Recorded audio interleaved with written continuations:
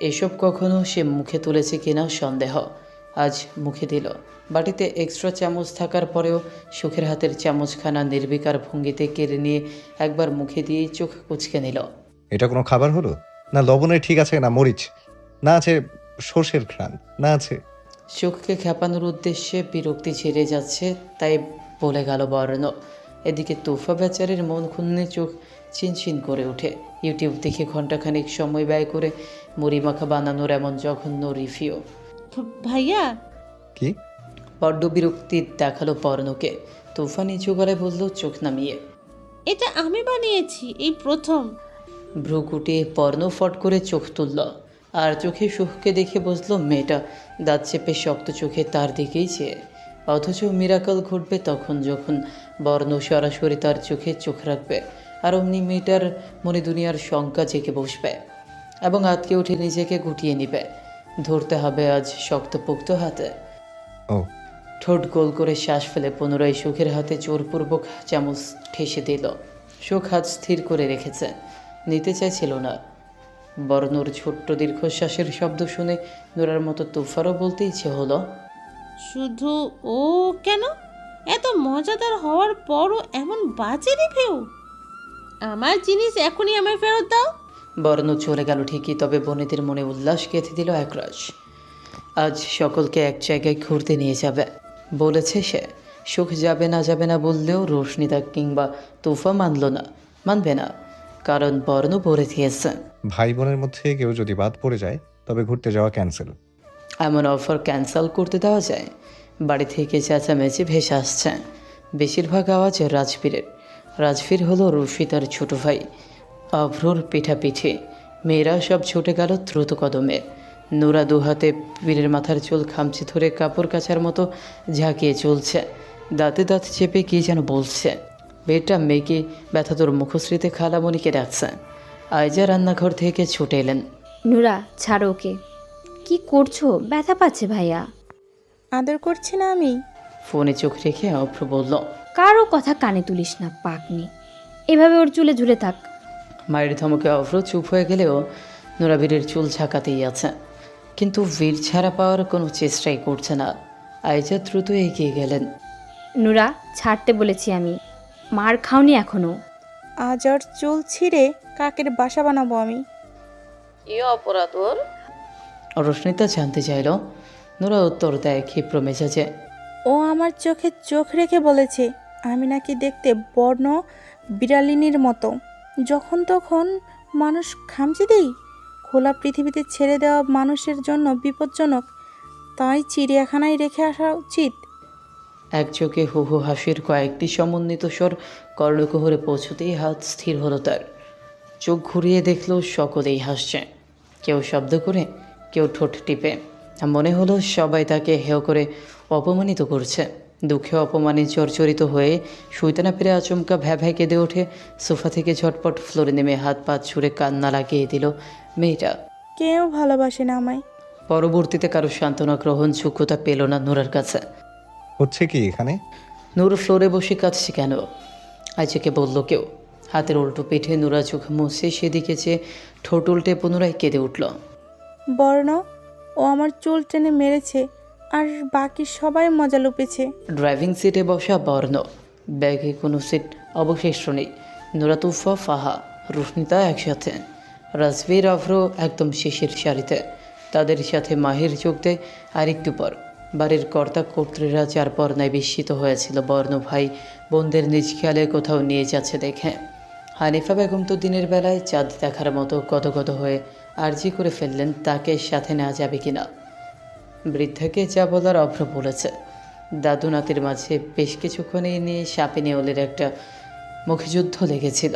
থেমেছে পর্ণর কঠোর গলার বদৌলতে। ফ্রন্ট ব্যতীত সুখ বসার আর জায়গা পেল না। গেলে পর্ণর পাশে বসেই যেতে হবে। এতেও নির্ঘাত আশফিয়ান পর্ণর ষড়যন্ত্র রয়েছে। খানিক আগে তুফার অভ্রকে কিছু একটা বলতেই দলবল নিয়ে সিট দখল করে নিয়েছে সুখকে রেখেই। সে চাইছিল তুফা কিংবা মাহিরকে সামনে বসাতে, কিন্তু তারা নাকচ করে দেয়। এরপরে সুখ উল্টো বাড়িমুখী কদম রাখে, তবে হলো না তুফার কথায়। তুই না গেলে আমরাও যাচ্ছি না। তবে আর কেউ যাবে না মানে আমায় ইনসাল্ট করা। এর শাস্তি কতটা ভয়াবহ হতে পারে সকলেই জানিস নিশ্চয়ই। বর্ণর নির্লিপ্ততা স্বর। অগত্যা সুখ ফ্রন্ট সিটে বসল চুপচাপ। রুবাইয়াত মেয়েকে ছাড়তে চাইছিলেন না। ভদ্র মহিলাকেও বর্ণ কি মন্ত্র পড়িয়ে যেন রাজি করে নিল শেষমেশ। তামিজ সাহেব মাইক্রোয়ের পেছনে আদিফ এবং আসলামকে পাঠালেন। বর্ণ তিমত পোষণ করল না, হাসল কেবল রহস্যময়। জিয়ারা শহর ছাড়িয়ে অনেক দূরে প্রায় 1.5 ঘন্টা জার্নির পর অবশেষে কাঙ্ক্ষিত জায়গায় পৌঁছল। সারা পথে জানলার বাইরে নজর স্থির রেখেছে সুফ। ঘর বাকি এত দূর আর চোখেও ডানে তাকায়নি। এটা অবশ্য বর্ণর মানে এবং মনে দুটোই প্রশংসনীয় লাগলেও দাঁত চেপে সহ্য করে নিল। কিছুদিনের ব্যবধানে বর্ণ ভাইয়ের প্রতি সকল মুগ্ধতা শেষ। মানবতার খাতিরেও যার প্রয়োজন বোধ মনে করেনি ছলনাময়টা। গাড়ি থেকে নামতে গেলে অন্যায় টান পড়ল সুখের। নিষ্প্রভ চোখে পিছু ঘুরে দেখল বর্ণর ঘড়িতে আটকে আছে কোনা। চোখ তুলে চায় সুখ। বর্ণর ধ্যান এদিকে নেই তখন। ঠোঁটের টান হাতের তর্জনে ঠেসে দৃষ্টি নিবন্ধ রেখেছে বিপরীতে। ওড়না টেনে ছাড়ানোর চেষ্টা করলো একবার, আসে না। এমনভাবে ঘড়িতে আটকে আছে যেন খুব নিপুণ হাতে ব্যবস্থা করা হয়েছে যাতে সহজে না ছুটে যায়। বর্ণ বেখিয়ালে তাকানোর মতো ফিরল হঠাৎ করেই। সুখকে ভ্রু কুচকে বিরক্তি মিশিয়ে চেয়ে থাকতে দেখে নিজের হাতে দেখল। ঠোঁট গোল করলো বিস্ময় নিয়ে। অধঃপর হাতখানা নিঃশব্দে এগিয়ে দেয়। নিজেই ছাড়িয়ে নে। গাড়ি থেকে নেমে অন্যরা সুখের অপেক্ষায়। বর্ণ বলল গম্ভীর কণ্ঠে, মাহির ওদের নিয়ে এগিয়ে যা, ফুল আসছে। জবাবদিহিতা চাওয়ার সাধ্য নেই কারো। তারা ধীর পায়ে চলল সামনে। যত এগিয়ে যাচ্ছে ততই অবাক হচ্ছিল প্রত্যেকে। প্রকাণ্ড এই স্থানে মেলার আয়োজন হয়েছে বোধহয়। মানুষের ঢল নেমেছে। কোনো বাচ্চা ভুলক্রমে হাতের মুঠো থেকে কোলে গেলে খুঁজে পাওয়া দুষ্কর হবে। খানিক অন্তর অন্তর জায়গা জুড়ে কত রং বেরঙের আয়োজন। কেউ ঘোড়ায় চড়ছে, প্রশিক্ষণপ্রাপ্ত নিরুত্তাপ হাতিও চোখে পড়ে। ফেরি লাইট আর আর্টিফিশিয়াল ফুলে বেলুনের সাজানো প্রবেশপথ। রাতের বেলা প্রতিটি দৃশ্য আরও মনোরঞ্জক হতো। আরও এক চমকপ্রদ দৃশ্য হলো পায়ের নিচে ঝরঝরে বালির মোটা স্তর। প্রতিটি কদমে মনে হয় সমুদ্র তীর। আশ্চর্য, অরুণা ঘড়ির উপরিভাগের নিচ ছেড়ে এপাশ থেকে গুলে ওপাশ, এরপর আরও প্যাচ। বুঝতে বাকি নেই মানুষটা ইচ্ছে করে এমনটা করেছে। সুখের চোখ মুখে কোচকানো ভাব গভীর হচ্ছে। তিতিবিরক্ত মুখে মাথা তুলল। কাঁধ হয়ে সিটে মাথা এলিয়ে পেশরমের মতো একদৃষ্টে চেয়ে আছে বর্ণ। চাহনির মুগ্ধতারা বলে দিচ্ছে সুখের কপালে পরা প্রতিটি ভাঁজ, ঠোঁটের নড়ঝড়, চোখের দৃঢ়তা, সব কিছু সূক্ষ্ম নেত্রে পরখ করছে। মেয়েটা চোখ তুলতেই বর্ণ হাসল ঠোঁট এক পেশে। এখন ভয় লাগছে না আমাকে? কিছু সেকেন্ডের জন্য সুখ হতচকিত হয়েছিল বোধ করি। এরপর জবাব না দিয়ে মুখটা গম্ভীর করে টুরের হাতলে হাত দিল। ওড়না ছাড়িয়ে দিয়েছে, তবে টুর খুলতে ব্যর্থ হয়ে পুনরায় হাতের কবজিতে টান লাগায়।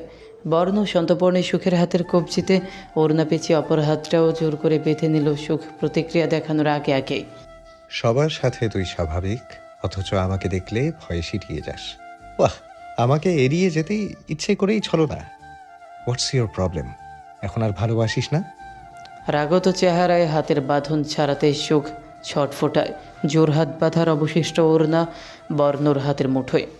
হ্যাচকা টান দিতেই দুজনের মুখোমুখি হলো। বর্ণ পুনরায় বলে, কি জানতে চাইছি? কথা কানে যায়নি, জবাব দে। সুখ বিনিময়ে হাত ছাড়াতে বৃথা চেষ্টায় নিয়োজিত, তবে কঠোর দৃষ্টি বর্ণর চোখের দিকে। ঠোঁটে বল, আমি বুঝে নেব। তাও কিছু বলল না সুখ। বর্ণ আরও কিছুটা কাছে টেনে নিল তাকে। এবারে ঠোঁট নেড়ে কিছু বলল বোধ হয়। বর্ণ নির্বাক দৃষ্টি মেলে অল্পক্ষণ চেয়ে জানতে চাইল। You hate me? এই পর্যায়ে এসে সে স্তম্ভিত হলো। আই হেট ইউ বাক্যটি বর্ণ লিভ রিডিং করেছে। কিভাবে? আজ অবধি আম্মু আব্বুর মধ্যেও কেউ যা পারেনি তা। বর্ণ বুঝলেও তার মনোভাব। জবাব দিল না, চোখে চোখ রেখে বলল, কিন্তু তোর চোখ বলছে অন্য কথা। ওটা কৃতজ্ঞতা। নোপ, আরও কিছু আছে। বাকিটা কেবল সহানুভূতি। শব্দ দুটোর ব্যবহারে সুখের ঠোঁট নেড়ে উঠতেই বর্ণ চোখ সরিয়ে হাসলো অদ্ভুত ভঙ্গিমায়। পুনরায় চট করে সুখের দিকে চেয়ে বলল, সহানুভূতি আমার জন্য? এটা তো সবলরা দুর্বলদের জন্য দেখায়। কোনো অংশে তুই কি আমাকে দুর্বলদের তালিকায় ফেলেছিস, বোবা ফুল? সুখ কিচ্ছু বলে না, হাত মোচড়ানো শুরু করে ফের। বাঁধন ছেড়ে দেওয়ার আগে বর্ণ আরও একবার তাকে নিকটে নিয়ে এলো হ্যাঁচকাটানে, বলল শীতল স্বরে। তাহলে মেনে নিয়েছিস এতদিন ইচ্ছে করেই আমাকে ইগনোর করা হয়েছে। বর্ণর অধৈর্যরা তখন সুখের কাল ছুঁই। ঠিক তখনই বিস্ফোরণময় একটা কণ্ঠ ভেসে আসে। বর্ণ, তুমি সুখকে কিসে দিচ্ছিলে? উভয় হুটহাট পিছু খাড় বাঁকালো। ব্যাকসিট থেকে ফ্রন্ট সিটের মাঝের অংশে মুখোকি দিয়ে নোরা গালে হাত ঘেঁষে ভাবুক হয়ে দাঁড়িয়ে মেলায় যে যার মতো অথচ দলবদ্ধ হয়ে ঘুরে ফিরল বেশ আনন্দ সমেত। অনেক কিছু কিনেছেও। সকলের আড়ালে তোফাকে একজোড়া পায়েল কিনে দিয়েছে মাহির। তোফা নিজেও জানে না তা। রশ্মিতা খুশিতে গদগদ। কে কিনেছে বে হিসেবে।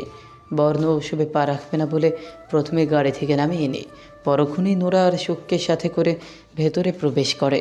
বাকিরা সেই সময় কোথায় কোথায় ছিল কে জানে। নোরা এক গাদা জিনিস নিল পছন্দসই, সুখ নেয়নি কিছুই।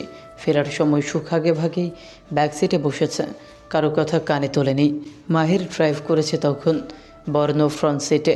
ড্রয়িং রুম পার করে রুমের উদ্দেশ্যে পা চালানোর ফাঁকে খাড় বাঁকিয়ে যায় বর্ণ।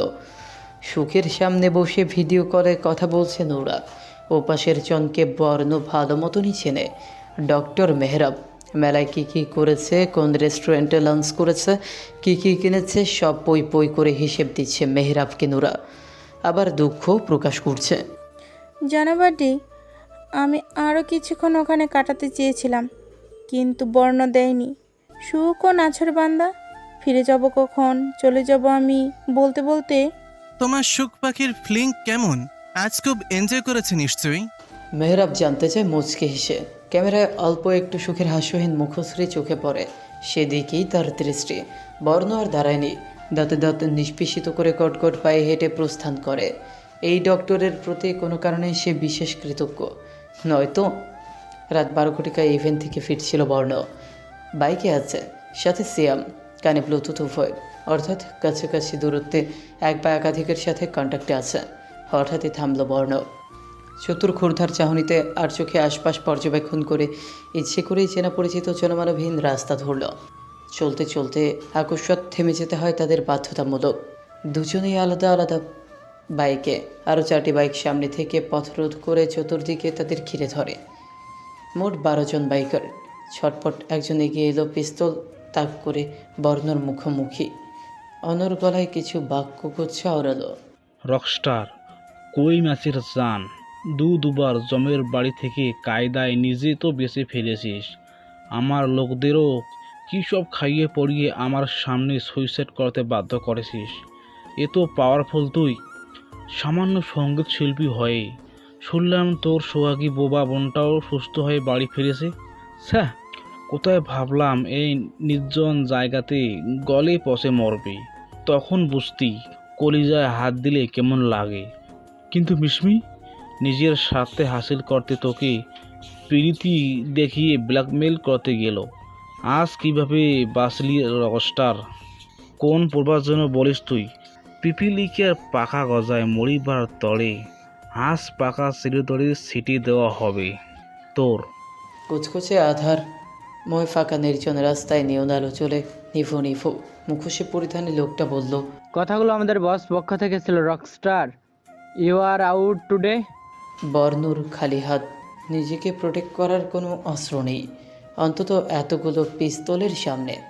তারা ভেবে নিল রকস্টার এবারে হেরে যাওয়া বিড়ালের মতো বশ্যতা স্বীকার করে ভারত গলায় ক্ষমা চেয়ে নিবে, জীবন ভিক্ষা চাইবে। অথচ বর্ণ চোখে গগলস ঠিক করে বাইক ছেড়ে নেমে এলো। স্যারেন্ডার করার ভঙ্গিমায় ধীর পায়ে এক পা দু পা এগিয়ে রিভলভারের সামনে থামল। অতঃপর ম্যাজল হাতে চেপে স্বেচ্ছায় কপাল থেকে সিংহের মতো শির উঁচিয়ে সগর্ভে শীতল গলায় বলল স্বল্প ভাষায়, শুট মি। পরিস্থিতি স্তব্ধ হলো কিছুক্ষণ। সিয়াম পাশে এসে দাঁড়ালো, বুকে হাত চেপে। লোকগুলো অবাক হলো বইকে।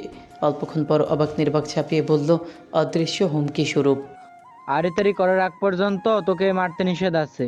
বসের জলযান তো লাগবে তোকে। তবে এর আগে যদি কোনো গেম খেলেছিস? বর্ণ বোধহয় তখন নির্লিপ্ততা গলায় ঠোঁট নাড়িয়ে গুনছিল 1 2 3। মুহূর্তে 12 থেকে 7 জনের বাহু বরাবর নির্ভুল নিশানায়। অদূর থেকে ট্যাশার ছেড়ে 4 থেকে 8 ইঞ্চি লম্বায় 2টি করে 14তেই ডার্ক বেরিয়ে আসে বুলেটের মতো। সেকেন্ডের ব্যবধানে 7 জনই কম্পিত শরীরের ভারসাম্য হারিয়ে হর করে পিচঢালা রাস্তায় লুটিয়ে পড়ল। রক্ত বের হচ্ছে না, মৃত্যু যন্ত্রণায় ছটফট করছে না কেউ, অর্থাৎ মরেনি, কেবল সাময়িক সময়ের জন্য জ্ঞান হারিয়েছে। ট্রেসার এমন একটি ডিভাইস যা প্রজেক্টাইল শ্যুট করে যেটা শরীরে বিদ্ধ হয়ে বৈদ্যুতিক শক দেয়, যার ফলে মানুষ অজ্ঞান হয়ে যায়। যেই 7 জন লুটিয়ে পড়েছে তাদের হাতে ছিল পিস্তল, বাকিদের হাতে ধারালো চাকু। বর্ণর দিকে পিস্তল তাক করে রাখা লোকটা বিস্ময়ে স্তম্ভিত হলো, হাত গুটিয়ে নিল মনের অজান্তেই। ফ্যালফ্যাল চোখে গ্যাংয়ের অধিকাংশ লুটিয়ে পড়া দেহগুলোর দিকে তাকায়। তাদের ধারণা ওরা মৃত্যুর বরণ করে নিয়েছে। ততক্ষণে রাস্তার সামনে পিছিয়ে দুপাশ থেকেই মিষ্টির লোভে মাটিতে পড়ে থাকা চেনিতে পিঁপড়া হামলে পড়ার ন্যায় অগণিত বাইক ছুটে এসে বৃত্তাকার রূপ ধারণ করে। আনুমানিক বাইকার 50-এর কাছাকাছি হবে। তাদের ফাঁক গলে একটা বিড়ালও খুলতে পারবে না। সন্দেহ অনুগত্য করার মতো প্রতিটি বাইকারের মুখ ফুটে বেরিয়ে আসে। চিফ, বর্ণ গা ঝেড়ে নিঃশব্দে বাঁকা হেসে লুটিয়ে পড়া দেহদের দিকে তাকিয়ে বলল, মরেনি, ব্যাস অজ্ঞান হয়েছে। কি হলো, শুট কর। পিস্তল হাতে থাকা লোকটা পুনরায় বর্ণর কপালে পিস্তল ঠেকায় হতবুদ্ধির মতো থমথমে মুখে। ক্ষিপ্র অথচ অস্থির হয়ে চাপা উত্তেজনা ঢেলে বলল, তোকে সশরীরে নিতে না পারলে শুট করতে অর্ডার আছে রকস্টার। জীবন বাজি রেখে এই কাজে নেমেছি, আজ তোকে ওপরে পাঠিয়েই মারবো। বাহু ভেদ করে গুলি বেরিয়ে গেছে বর্ণর, হালকা পোষ লেগেছে, ফলস্বরূপ গলগলিয়ে রক্ত ছুটছে ক্ষতস্থান থেকে। রিভলভার তাক করা লোকটা এখন গ্যাংয়ের দুলোকের হাতে বন্দি।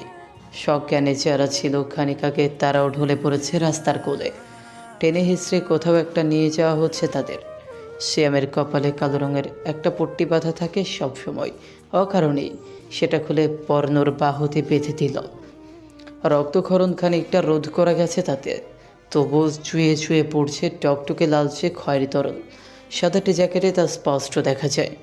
এই যে বর্ণর বাহু কেটে রক্ত বেরোচ্ছে, নিশ্চয়ই ক্ষতে চিনচিনে অথবা ধারালো ব্যথা অনুভূত হওয়ার কথা, অথচ পুরুষটি নির্বিকার। তবে ক্ষণে ক্ষণে চোখ কোচকে চোবাচক শব্দ উচ্চারণ করছে ক্ষতস্থানে হাত তোলে। জেসন ল্যাপটপ খুলে এগিয়ে এলো, বলল রোবোটিক গলায়, জোসেফ জোয়ারদার যে আড়াল থেকে তোকে উপরে পাঠাতে একের পর এক প্ল্যান করছে। মিশমির সিলেক্ট করা ভয়েসটাও তার। ইনে 3বার হামলা, সব ওরই চক্র। আশফিয়ান বর্ণ অনীহা প্রকাশ করে স্ক্রিনে নজর রাখল। সবেমাত্র জিসানের বলা লোকটাকে দেখা যাচ্ছে, সেই সাথে তার পুরো জানকারি। নিঃসন্দেহে জোসেফ জোয়ারদার একজন সুদর্শন ব্যক্তি। সাসপেক্ট বডি, নীলমণিযুক্ত তীক্ষ্ণ চোখের দৃষ্টি, আরও আছে চতুর মস্তিষ্ক। ছদ্ম মনোভাবেই মিছিমিছি ভাবুক হয় বর্ণ। দুভ্রুর মধ্যভাগে তর্জনী ঘষে বলল, ওর সাথে আজও ফেস টু ফেস দেখা হয়নি একবারও। করে যায় হাত দিলাম কখন? শ্যাম এক নজর ভদ্রলোককে চোখ তুলে দেখে পুনরায় পিছু হাত মুড়ে দৃষ্টি অবনমিত রাখে। মনে মনে ড্রামা কিং উপাধি দিয়ে মুখ ফিঞ্চিয়ে দিল কিনা বোঝা দেয়। জেসন ফোঁস করে শ্বাস ছেড়ে স্মরণ করিয়ে দেওয়ার ভঙ্গিতে জবাব দেয়, ফিউ মান্থ এগো 54 কোটি টাকার ব্যাংক অ্যাকাউন্ট হ্যাক করেছিল আমাদের টিম, যার কিছু ভাগ দেশের বিভিন্ন এতিমখানায়, বৃদ্ধাশ্রমে এবং বেসরকারি স্কুল কলেজে সহ আরও কিছু প্রতিষ্ঠানে ডোনেট করা হয়েছে। দেশের সীমান্ত থেকে 2 জাহাজে মোট 99 জন নারী ভিনদেশে পাচার করার আগে ক্যাপ্টেনের টিম প্রোটেক্ট করে তাদের আপনজনদের কাছে ফিরিয়ে দেয়। এতেও প্রায় কোটি কোটি টাকার লোকসান। এগুলোকে কি কলিজায় হাত দেওয়া বলে না? বলা বাহুল্য, ক্যাপ্টেন শব্দটি জিসন আরিয়ানের উদ্দেশ্যে বলেছে। বাংলাদেশ আর্মিতে ক্যাপ্টেন পদে রয়েছে আরিয়ান। রূপালী নিয়নালয়ে বাইকে হেলান দিয়ে ভ্রু কুচকে বন্দি লোকটার আপাদমস্তক পর্যবেক্ষণ করল। বেচারার সঙ্গী বাকি 11 জন বর্তমানে নিরুদ্দেশ বলা চলে। কে জানে কোথায় নিয়ে যাওয়া হয়েছে তাদের। হুট করে সোজা দাঁড়িয়ে গেল বর্ণ, ধীর পায়ে এগিয়ে গেল লোকটার উদ্দেশ্যে। ভয় পাচ্ছিল সে বর্ণকে এগোতে দেখে। এতক্ষণে তার ধারণা নেওয়া শেষ, এই রকস্টার কোনো সাধারণ মানুষ নয়। এর পিছু আরও কঠিন এক পরিচয় লুকিয়ে আছে, যা আম পাবলিক এখনও অবগত নয়। বর্ণর হাত বুকের দিকে এগোতে দেখে চোখ খিচে নিল লোকটা। পরবর্তীতে শরীরে আঘাত অনুভব না হতেই আবার চোখ মেলল। তার পরনের শার্ট দুদিকে ছিঁড়ে ফাঁক করে বোতামের মতো জিনিসটা হাতে নিয়ে ঘুরিয়ে ফিরিয়ে দেখতে লাগে বর্ণ। এটাকে স্পাই ক্যামেরা বলে। ওপারে একজন ব্যক্তির লাইফে আছে, মুন্না ভাই নাম তার। বর্ণ কীভাবে প্রতিবার বেঁচেছে আজ সরাসরি দেখতে চেয়েছিল, তবে সেই মুহূর্তে বোধহয় স্তব্ধ বাকশূন্য। বর্ণ ঠোঁট বাঁকিয়ে হেসে চোখের সামনে ক্যামেরাখানা তুলে ধরে বলল হিয়ালি গলায় মৃদু অভিমান মিশিয়ে, কোনো এককালে কত ভালো দোস্ত ছিলাম আমরা, সব ভুলে এভাবে এই অথমকে ফিল্ড থেকে আউট করে দিতে চাস? ছি, shame on you, খুব অভিমান করেছি আমি। একটু থেমে হেসে সে বলল, সি ইউ সুন। কথা শেষ হতেই পায়ের নিচে ক্যামেরা পিষ্ট করে পুনরায় বাইকে এসে বসে হাতের ইশারায় লোকটাকে নিয়ে যেতে ইঙ্গিত দেয়। এখন কোথায় আছো? স্বর গম্ভীর হলো। জেসন ল্যাপটপ কিবোর্ড পার কয়েক প্রেস করে জবাব দেয়, মুন্না ভাই বর্তমানে ইতালিতে অবস্থান করেছে। একটা প্রশ্ন। শ্যাম বলল বা হাতের তর্জনী তুলে। কেউ প্রত্যুত্তর করেনি, কেবল নজর তার পানে নিবন্ধ করেছে ধীর স্থির। সে জানতে চায়, এসবের পেছনে যে চিফ ছিল তা মুন্না ভাই কিভাবে জানলো? এই ইনফরমেশন তো আড়ালে থাকার কথা। জিসান জবাব দেয়, ব্যাংক অ্যাকাউন্ট কে বা কারা হ্যাক করেছে এখনো জানে না ভদ্রলোক, তবে এটা জানতে পেরেছে যে নারী পাচারে ব্যর্থ হওয়ার পেছনে কার হাত রয়েছে। আর এই ইনফরমেশনটা ও কিভাবে পেল? জিসান ঠোঁটে নিয়ে মৃদু হাসল। স্বয়ং আশফিয়ান বর্ণ দিয়েছে। সুখ এখনও জেগে আছে। রাত বাজে 1টা। আজ সারাবেলা খোশ মেজাজে কেটেছে তার। মেটিমেটি হাসিতে সবার সাথে প্রাণ খুলে আলাপ জমিয়েছে খানিক পূর্বেও। যে যার শোবার ঘরে ড্রয়িং স্পেসে এই মুহূর্তে সে ছাড়া দ্বিতীয় কেউ উপস্থিত নেই। আব্বুকে সারপ্রাইজ দিবে বলে এতক্ষণ জেগে থাকা। তোফা অভ্র কারণটা জানতে চেয়েছে বার কয়েক, কিন্তু সুখ প্রথমে সারপ্রাইজটা আব্বুকেই দিবে। আম্মু ছিল পাশে, কিছু মনে পড়ায় রুমে গিয়েছে। কলিং বেলের আওয়াজ কর্ণকুহরে পৌঁছতেই ছুটল সুখ। আব্বু এসেছে নির্ঘাত। মিনিট দুয়েক আগেও SMS-এ কথা হয়েছে। আব্বু বলেছে বাড়ির নিকটেই এসে পৌঁছেছেন তিনি। ব্যাস আর কিছুক্ষণ। ঠোঁটে হাসি টেনে মেইন ডোর খুলতেই সুখ স্তব্ধ চোখে তাকিয়ে রয়। হতভম্ব দৃষ্টিপাত। প্রদীপের শেষ আলো নিভে আসার মতো ধীরে ধীরে অধর থেকে হাসি মিলিয়ে যায়। বর্ণ দাঁড়িয়ে আছে, ঠিক দাঁড়িয়ে নয়, এক হাত ভাঁজ করে সেথায় কপাল ঠেকে দরজায় হেলে আছে। দুর্বেলার আওয়াজে মাথা তুলল বহু কষ্টে। চোখ ছোড়া নিভু নিভু। ডান বাহুর জ্যাকেট চুয়ে চুয়ে রক্ত গড়িয়ে শুকিয়ে গেছে। আপনা আপনি 2 কদম পিছিয়ে গেল সুখ। বর্ণ হেলে দুলে ভেতরে প্রবেশ করে সুখের মুখোমুখি হয়, তবে শরীরের ভারসাম্য বেশিক্ষণ স্থির রাখতে পারল না। একসময় হুট করেই সুখের কাঁধে কপাল রেখে ঢলে পড়ল। এক মুহূর্তের জন্য সুখের সর্বাঙ্গ কাঁপে বোধ হয়। বর্ণ চোখ বুঝে মৃদু হাসে, অস্ফুট স্বরে বলে, ফুল, কষ্ট কষ্ট হচ্ছে আমার, ভীষণ দুঃখ। থম মেরে রইল সুখ। এত এত রক্ত দেখে হাত মুঠোবদ্ধ করে ঢোক গেলে চোখ পুঁছে নিল হুটহাট। দুর্ঘটনার পর থেকে হেমোফোবিয়া তৈরি হয়েছে তার। কেউ কাউকে আঁকড়ে ধরেনি। বর্ণ মৃদুমন্দ ঘুঙিয়ে কাঁধ থেকে মাথা তোলে, হাত উঠিয়ে জড়িয়ে যাওয়া গলায় বলে, সরি। পাশ কাটিয়ে কদম বাড়াতে গেলে পুনরায় ঢলে পড়ে সুখের ওপর। এসব কি হয়েছে বন্য? তামিজ শিকদার এসে পৌঁছেছেন। দ্রুত ভেতরে প্রবেশ করে গায়ে রক্ত দেখিয়ে বর্ণকে সোজা করতে চাইল। ও মাই গড, জ্বরে গা পুড়ে যাচ্ছে। এভরিথিং ইজ অল রাইট, কিচ্ছু হয়নি। দৃশ্যপটে রুবাইয়াত ছুটে এলেন তামিজ সাহেবের কণ্ঠ পেয়ে। ধারণা করা যায় বর্ণর জ্বর 104 ডিগ্রি ছাড়াবে। এত রাতে কাউকে জাগালেন না তামিজ সাহেব। রুবাইয়াত এবং তিনি দুপাশ থেকে ধরে লিফটে চড়ে 5th ফ্লোরে নিয়ে গেলেন। সুখ তখনও মেইন ডোরের সামনে থমকে দাঁড়িয়ে। থরথর কাঁপছিল শরীর। ডোর খোলা অবস্থায় যে কেউ তার কক্ষে প্রবেশ করতে পারলেও বন্ধ অবস্থায় বর্ণর ফিঙ্গারপ্রিন্ট আর পাসওয়ার্ড লাগে। রুবাইয়াত ভেবেছিলেন বর্ণ ফিঙ্গারপ্রিন্ট পাসওয়ার্ড প্রয়োগ করে ডোর খোলার অবস্থাতে নেই, কিন্তু তিনি ভুল প্রমাণিত হলেন। শুষ্ক হেসে বালিশে মাথা গোজার সময়ও বর্ণ বারবার বিড়বিড় করছিল, ছাড়ো না চাচু, ডোন্ট ওয়ারি, আমি ঠিক আছি। মীর খুঁজে তামিজ সাহেব নিচে নেমে এলো। সুখকে পেলেন না। কিঞ্চিত অবাক হলেন ভদ্রলোক। মাটার হঠাৎ কি হলো রুবি? এতক্ষণ তো অপেক্ষায় ছিল। রুবাইয়াত ভাবুক হয়ে জবাব করে, হয়তো বেশি ঘুম পেয়েছে। এমনিতে ওর এত রাত অবধি জাগা বারণ। তা বলে সারপ্রাইজ দেওয়া লোভ দেখিয়ে এখন বড্ড হতাশ হলেন। এতে যেন রুবাইয়াত পৈশাচিক আনন্দ পেলেন।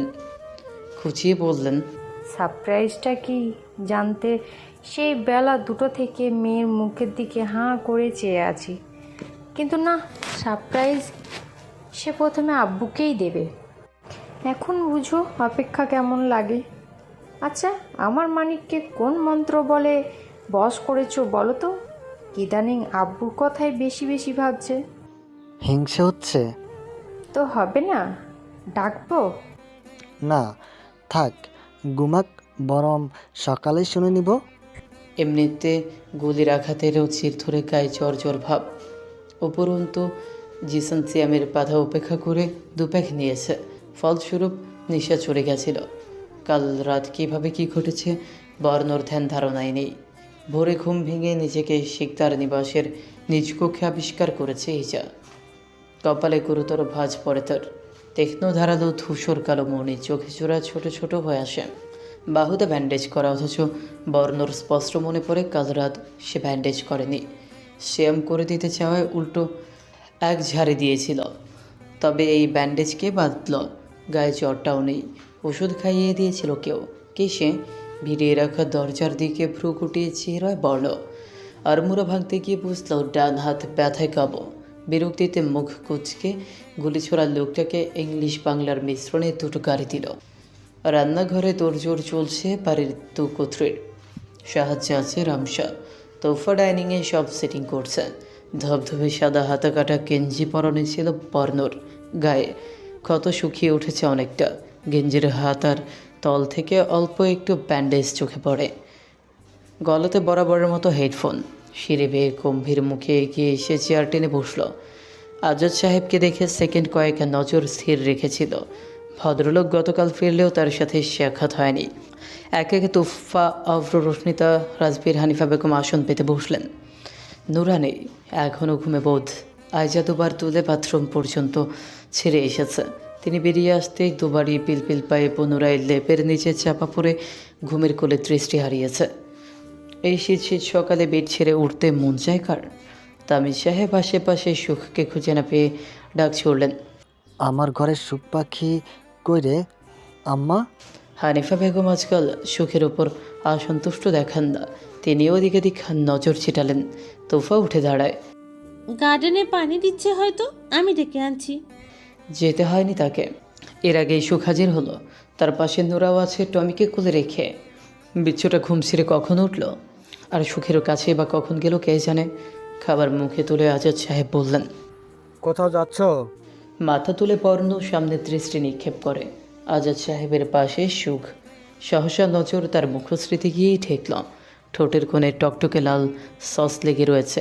মেয়েটা নিরুত্তাপ, নজর প্লেটে স্থির। বর্ণ স্বল্প আওয়াজে জবাব করে, দেশের বাইরে নাকি? প্রশ্নটি তামিজ সাহেব করেছেন। কোন দেশ জানতে চাইল না কেউই। হাইজা ছেলের পাশে এসে দাঁড়ালেন। প্লেটে আরেকটি রুটি তুলে দিতে চাইলে বর্ণ না করে দেয়। আজাদ সাহেব পুনরায় বললেন, ফ্লাইট কখন? 19 মে। আজ 17ই মে, অর্থাৎ 2 দিন পর। তামিজ সাহেব জানতে চান, রওনা কখন দিবি? খুঁটিয়ে খুঁটিয়ে এত ডিটেলস জানতে চাইছে দেখে বর্ণ মাথা তুলল। আজই কিছু বলতে চাও? আব্বু চাচু উভয়ের দিকে প্রশ্ন ছুড়ল। তামিজ সাহেব এক নজরে পুরো ডাইনিং স্পেস পরখ করে শান্ত গলায় জিজ্ঞেস করেন, ডাক্তার মেহেরাবকে মনে আছে তোর? ডক্টর মেহেরাবের হসপিটাল ছেড়ে ছুড়ে চলে এলেও পিছু ছাড়ানো যায়নি। নুরা পাকনির সাথে ফ্রেন্ডশিপ পাতানোর খাতিরে রোজ তাদের ফোন আলাপ চলেছে। সুখের সাথেও কথা হতো কালে ভদ্রে, এমনকি বাড়ির বয়োজ্যেষ্ঠ থেকে শুরু করে তামিজ কিংবা আজাদ সাহেবের সাথেও। পুরো পরিবারের সাথে মোটামুটি সখ্যতা করে উঠেছে মেহরাবের। শুধু তাই নয়, ইতিপূর্বে মেহরাব একবার শিকদার নিবাসেও এসে বেরিয়ে গেছে। বর্ণর চোখের সামনে ঘটেছে সব। দাঁতে দাঁত পিষ্ট করে সব হজম করে নিয়েছিল আশফিয়ান বর্ণ। এই ডক্টরের নাম উঠে আসলে অযথাই মস্তিষ্কে আগ্নেয়গিরে লাভা উতলে ওঠে তার। মনে হয় শিরায় শিরায় রক্ত সঞ্চালন, সংঘর্ষ উঠেছে। এটা হিংসা, ঈর্ষা না অন্য কিছু তা জানা নেই। তবে ফুলের কাছাকাছি এই নামটাকে সে অনুপরিমাণও বরদাস্ত করতে পারছে না। তবে আজ ঘটনা প্রবাহ অন্যদিকে টার্ন নিতে চলেছে। মেহরাব আসবে এবারেই, সাথে তার বোন মায়েরা। অতিথি আসবে, এমন এক অতিথি যার প্রচেষ্টায় বাড়ির সুখ বাড়ি ফিরেছে সুস্থ হয়ে। তার যত্নে খুদ রাখলে হবে। মেহরাবের প্রতি শিকদারদের মায়া জন্মানোর অন্যতম কারণ হলো তার বাবা মা বেঁচে নেই এবং তাদের মাঝে সে বাবা মার ছায়া অনুভব করে। নিবাসের বড় ছেলে এবং ভাই বোন সকলের শিরে অবস্থান আসফিয়ান বর্ণর।